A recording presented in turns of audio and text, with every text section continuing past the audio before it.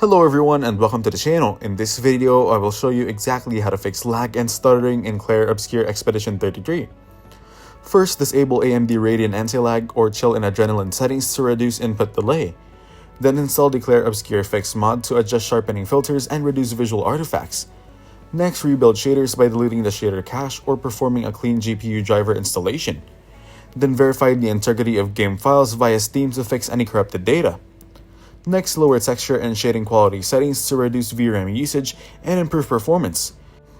Use FSR or XESS upscaling instead of DLSS to avoid blurriness and artifacts. Then close background applications and overlays like Discord and GeForce Experience to free up system resources. Ensure the game is installed on an SSD to improve loading times and reduce stuttering. Now monitor CPU and GPU temperatures to prevent thermal throttling that can cause performance issues. Thank you everyone for watching, hope you got some value. Make sure to like the video and subscribe to our channel.